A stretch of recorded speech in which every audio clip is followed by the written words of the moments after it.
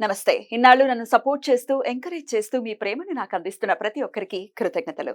అలాగే ఈ వీడియో కూడా ఖచ్చితంగా మీకు ఉపయోగపడుతుంది. లైక్, షేర్ అండ్ సబ్స్క్రైబ్ చేసి మీ సపోర్ట్‌ని నాకు అందించండి. అలాగే ఈ వీడియో పట్ల మీకున్న అభిప్రాయాన్ని కామెంట్ సెక్షన్‌లో కామెంట్ చేసి తెలియజేయండి. ఇప్పుడు వీడియోని చూద్దాం.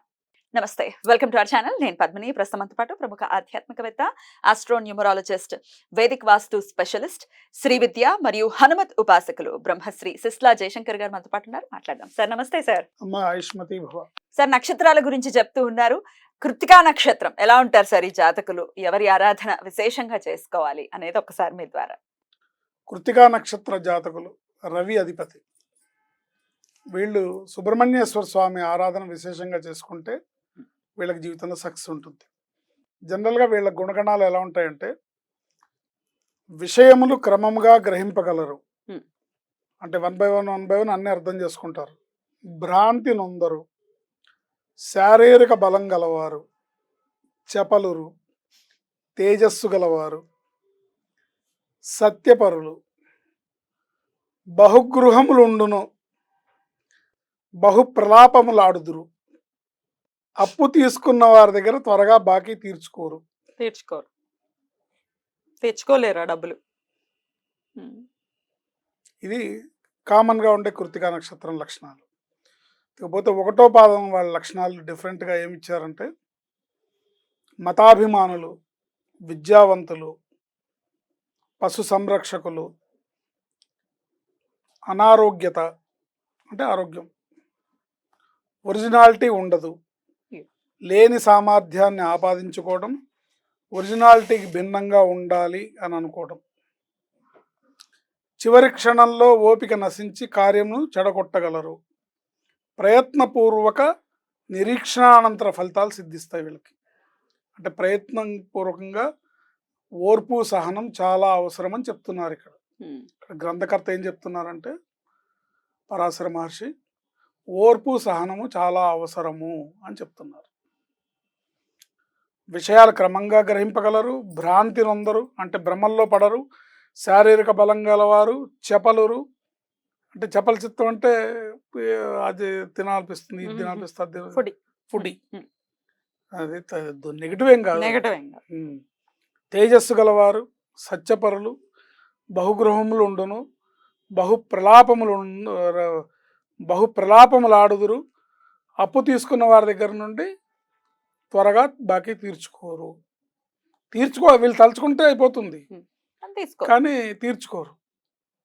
దానిలో అన్నట్టుగా 2వ పాదం వాళ్ళు, 2వ పాదంన ఆచారహీనత,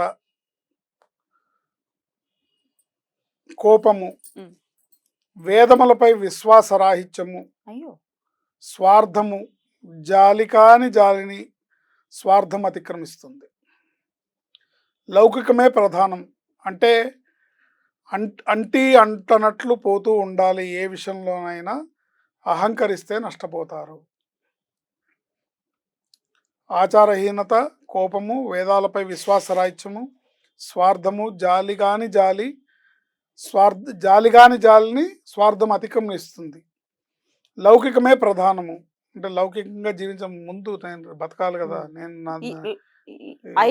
ఇంపార్టెంట్ అని అంటనట్లు పోతూ ఉండాలి. ఏ విషయంలోనైనా అహంకరిస్తే నష్టపోతారు. ఇది 2వ పాదానికి చెప్పినవారు మహర్షి చెప్పింది.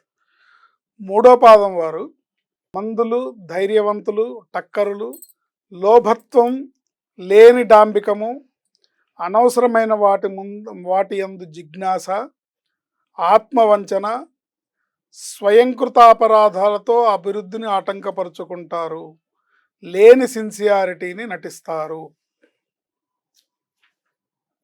అవగుణాలు ఉన్నాయా మాకు? వ్యక్తిగతంగా మళ్ళీ మార్పులు ఉంటాయి. మనం అన్ని మనం ఓన్ చేసుకోకూడదు. అవును సార్. కామన్ లక్షణాలు ఇవి. మళ్ళీ దీనికి డేట్ ఆఫ్ బర్త్ ఉంటుంది, మళ్ళీ ఇతర గ్రహాలు ఉంటాయి, గ్రహస్థితి, గ్రహకుండలి, గోచారం, గ్రహచారం అన్నీ ఉంటాయి. పేరులో నెంబరు, పి అనే అక్షరము, ఐ చివరిలో ఐ అనే అక్షరం, వీటన్నిటి ప్లే చేస్తుంటాయి.